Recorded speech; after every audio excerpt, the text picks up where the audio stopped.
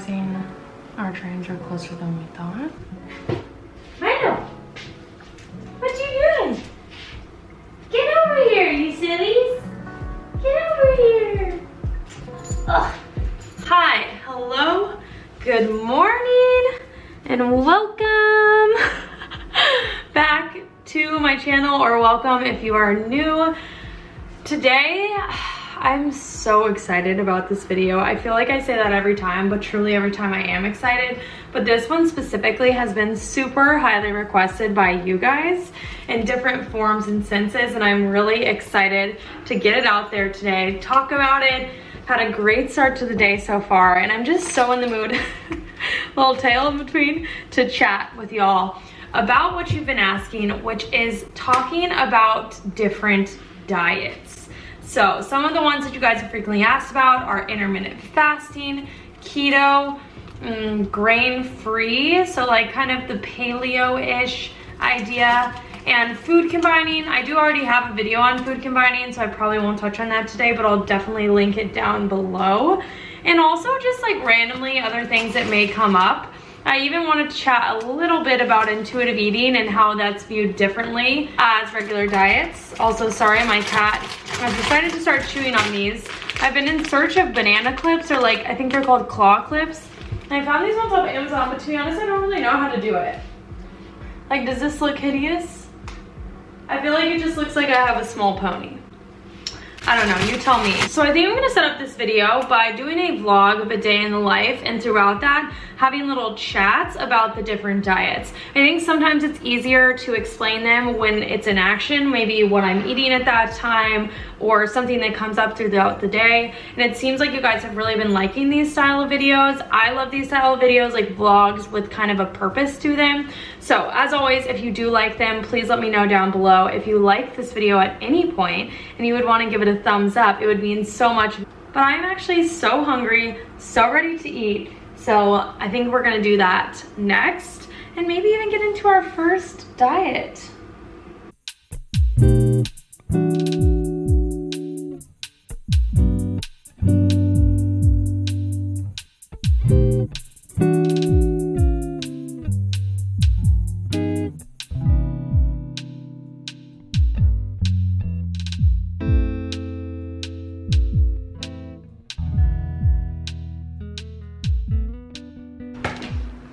Breakfast is served.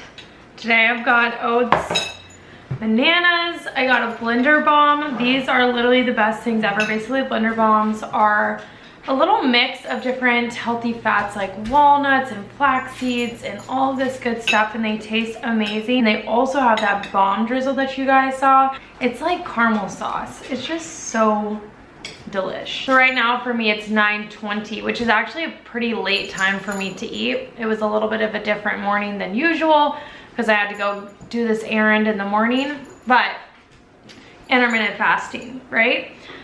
So this could be probably its own video, but I'm gonna keep it short and sweet. So intermittent fasting is basically where you restrict your eating in a certain window. So that could be a 12-hour window, it could be a 14, 16, 20, people do all different ones. The 16 is pretty common, so that would mean, like, let's say you stopped eating at 8 p.m. the day before, then at 12 p.m. the next day. The biggest benefits that you're gonna see that a lot of people that are more like the biohacking field will talk about are the metabolic changes. So the metabolic changes, a lot of the time they've seen maybe decreased risk of diabetes and or increased blood sugar control because of the fasting. They've talked about decreased stress response, decreased inflammation. There's lots of different things that are being studied. Some of them have been proven more, some of them have been proven less, but those are the things you're going to hear about, I would say. So in terms of those things, the hard thing about it is the research is still very young for fasting. The thing about fasting is if it feels good to your body, right, then it's just like anything else. But you have to really evaluate the intention behind why you are fasting. A lot of the people that I assume are watching this channel look at fasting as another way to control their eating, right? And it's not coming from the place of wanting these metabolic responses or whatever it is. And honestly, they don't even need those things, right? They don't need the decreased stress. They don't have tons of inflammation. They're not at risk for diabetes. And especially for women, they have shown that this can have a negative effect on hormones. Now, yet again, the research is still very preliminary. But I think the biggest thing outside of all this research is really evaluating how it makes you feel. And if you feel like you're starting to get disordered patterns because, oh my gosh, like I have to fast and I cannot eat beforehand, and yet you're starving, right?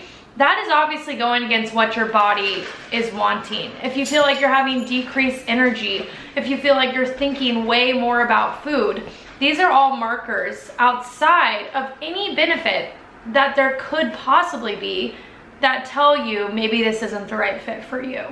So I think that intermittent fasting is a very, very specific thing that can work for a very specific group of people. But for the people I think watching this video, likely women, likely younger women, especially with the preliminary research that may indicate that this isn't as great for women's hormones, I don't think it's the best choice, especially if you've ever had any type of disordered eating pattern or thoughts. I highly recommend not going down this rabbit hole because it can really just start to become a snowball. Now, I'm really hungry and I don't intermittent fast, so I'm gonna eat this. We can chat more in a little.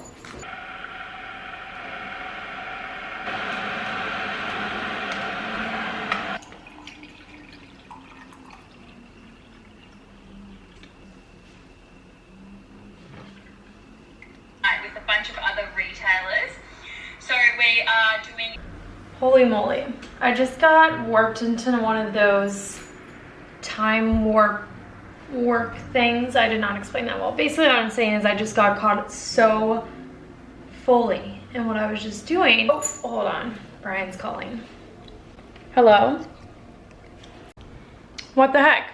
I was talking to Brian and then I was creating my lunch.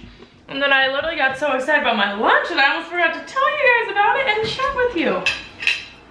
So, this is one of my fave breakfasts, lunches, meals. I mean, come on, I could eat this all the time. So what I did is I put pesto. It's this Whole Foods pesto that is so good. If I remember, I'm gonna show you guys. And then I put a whole half of the avocado on it. Like, I'm talking like we need avocado, not like a little tiny bit of like counting your macros. That's a whole nother diet topic. But like, I don't count, I just freaking lather the avocado, okay? And then we had some cooked Brussels sprouts, so I just put those on there. Veggies are always my afterthought. I mean, I love veggies, don't get me wrong, but like I just use whatever is in the house, whatever is convenient, and then eggs. I just think it's so simple, quick, easy. And I feel like this is the perfect time to talk about keto.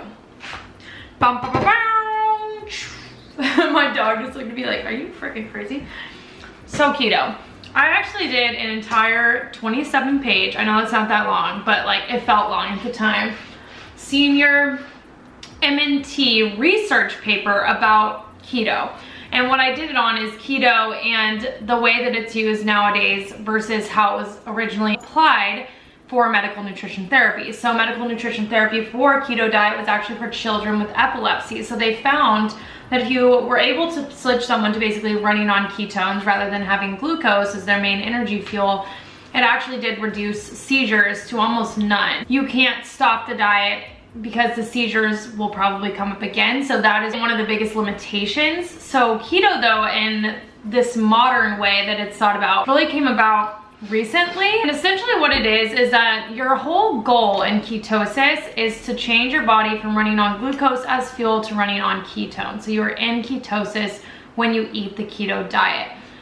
There's so many different ways that people do it nowadays. There's ways where there's what they call healthy keto, where you're eating more whole foods, right? There's what people call unhealthy keto, where you're having like the cream cheese and the bacon and all those things. But originally, this diet is designed to only be having about 15 grams of carbs per day. To put that in perspective, that's like this one piece of bread, okay? So very, very limited in terms of what you can have for carbohydrates. Now there are hundreds of variations of this diet that have come about now. There's also supplements that can help with ketosis, etc., etc. But the biggest thing with it is that primary principle, and people think that it can help to enhance your like brain function, it can help with weight loss. There's so many things that people say about it. Now, as I said before, I don't really want to get fully into the research. I really want to talk about the more applicable standards of the diet and why I think it could or could not work. Now, if you're a kid that has epilepsy, definitely something that I think could be a great tool. But for a normal person, the problem with keto is it's simply so hard to sustain. So when you're doing keto, it's like you basically can't go out to eat very easily. You can't go to social gatherings easily. You also have to maintain that all the time in order to stay in ketosis, and it's not what you see from like Vinny from Jersey Shore where he's like eating the pepperoni and the cheese off the pizza after drinking all night, because like drinking is also something that can take you out of ketosis depending on what you're having. It's more of an actual very strict thing that you must follow. And so I'm not saying that that's impossible. I'm sure there are people that can do it, but for the average person, I do think it becomes very challenging. And I have seen where people have started to go into binge eating territory when they do step outside of that diet for an event or a holiday or whatever it is. So I think that's one of my biggest concerns. And I also just, even with the research, I don't think the benefits are strong enough to say that that should be the diet you use. Wowie, wowie, wowsy. You guys have got me on a little working day. But that's good. I am getting everything situated, so I already said this a little bit, but when I started, you know, I had some things situated, but some not. Just making sure that everything is up to date on my insurance, making sure I have the MPI number, filing for the LLC, and then the EIN that comes with that. It's cray cray. But that's not what we're here to talk about. I've decided I need a snack because, yum. I don't know what type of snack that I want, but I definitely know that I need a snack. I did just get a lot of yogurt from this really sweet company, Kalina. They also sent me this little shirt. Oh, look at this. That's so cute. I can't. It says probiotics. And they sent me a little cacao and then a little sea salt scrub. And then let me show you the yolks. If you prefer to sometimes have dairy-free yogurts, these are literally amazing. They are a little bit pricey, I'm not gonna lie to you guys, but they are really, really good quality. Milo always wants in here. All right, I think I'm gonna have some yogurt. Having the peach cashew butter flavor. It's literally so thick. Look at that. Like, whoa! Sorry, that was a little dramatic. Let's see.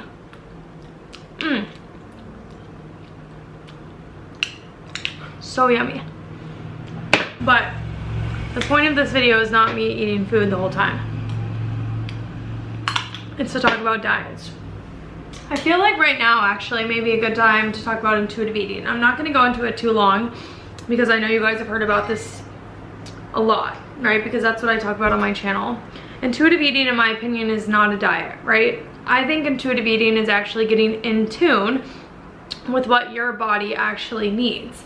And when you think about a diet is something that you're doing that is very different than what you're doing in the day-to-day. Usually it's using different practices to either modify what you're eating, modify the times that you're eating, modify the way that you're eating. And so intuitive eating is actually kind of doing the opposite. It's really more getting back in the groove of what your hunger cues are saying and what you're craving. Now, it's very confusing, right? Because you can't always just jump into intuitive eating and have it always make sense, because we don't always know what our hunger cues are kind of saying to us, and our hunger and fullness cues can be hard to understand. But I think that's the whole process of it that makes it so different than a diet. There aren't these like rules and things that you have to do. And so that's what makes it so sustainable in the long term. So for example, sometimes I have snacks at this time of day, and sometimes I don't. Sometimes I have a bigger snack, sometimes I have a smaller snack, sometimes I eat cookies for a snack, sometimes I have yogurt, sometimes I have crackers. It really depends on what I'm craving that day, and every single day is different, and I don't have rules around how much there needs to be in it, or what ingredients need to be, or if it can be grain-free or not, or blah, blah, blah, blah. It's all what sounds good to me. Now, of course, that is partially dictated by what I have in my household, but also it just gives you the fluidity to have whatever sounds good to you. So that is intuitive eating, and a lot of people ask, why is intuitive eating not considered a diet? That is why I personally don't consider it a diet versus some of the other diets that are out there. So, and it's so much better, guys. It's so much better because you can do this forever, for your whole life. It doesn't feel restricting. It doesn't feel hard. You can go out to restaurants. You can do everything that you do in day-to-day life, and you're literally just getting in tune with what sounds good. It is, I cannot suggest it enough. This is what I work with my clients on in my own practice. And it's not always this jump into intuitive eating, right? It's not always easy, but working with someone, working together, we can find the ways that work for you to transition into a more sustainable lifestyle. All right, I got a little too passionate. Sorry, guys. Obviously, you can tell I have a lot of feelings about this, but I'm really into this yogurt right now. I feel like next, we have to talk about if it fits your macros. I'm probably gonna get hate, but I just think it needs to be done. A weird gift, but it's one of those gifts. So I'm cooking up, you guessed it, a sun basket. If you watch all my videos, you know how I feel. And you know I wish I had that sponsorship, but I don't. But I do actually have a little code if you want to try it. Not from them, but like on their website, anybody that signs up, it's like $40 off. So it's really good, and you get to try it for like no commitment. So if you want to do that, you can use it down below, help you all out, which is always nice. We love helping each other out, you know what I mean? And I'm making this like turkey buffalo meatball thing. It looks pretty good. Per usual, I'm running a little bit behind. There's nothing new about this at all because I am going to my friends. It's so funny because we met them here and they're like now our quarantine friends. We've been with them through all of this craziness to do a little cocktail Q&A for Instagram because they're both on Instagram as well. I'll link them down below. Goodness with G and Nicole and Roush. You'll be able to see them. I'll do a little clip of us there. Let me try this. Yes. But you didn't think that I would get on here and not talk about another diet, right? Of course not. So I think what we need to tackle next is if it fits your macros. And as I said before, this one may be a little bit controversial. I don't know. So I'll try to keep it short and sweet, but I think if it fits your macros is kind of self-explanatory. Essentially, it is a diet, or some people do call it a lifestyle, where you track all of your food. So essentially you'll set out different macro amounts, which are macronutrients or carbs, fat, protein, and you're going to set limits for them, and then you make your food that you eat fit into essentially the amount that you want to eat. I don't know if I explained that well, right? So basically you make your food fit into those numbers. Milo, for example, protein would be a certain amount, carbs would be a certain amount, and fat would be a certain amount of numbers.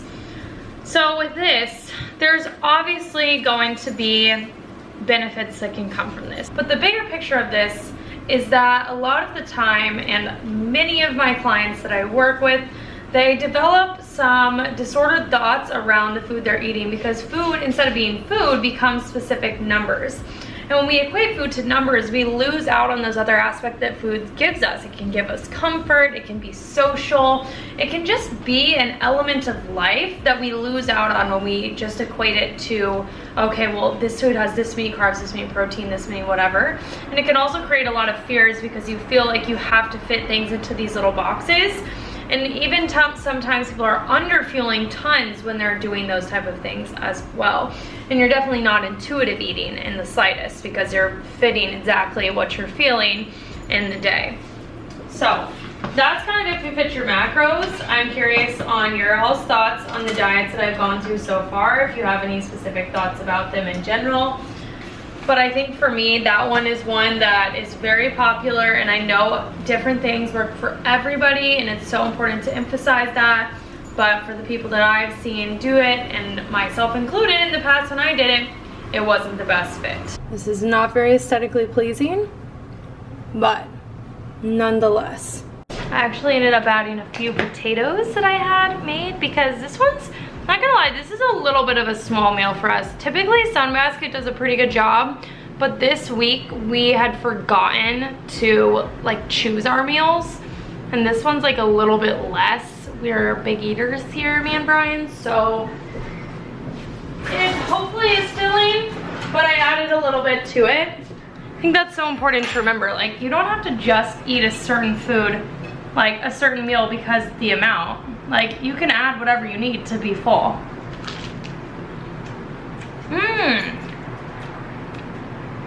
It's good though. Find me at Mal's Fit Kitchen. It's gonna be right here. Don't put me to that high of an expectation. Point down, All right, subscribe. are we ready? Mal's Fit Kitchen. All right, we're about ready. Wait, guys, we're having some live music.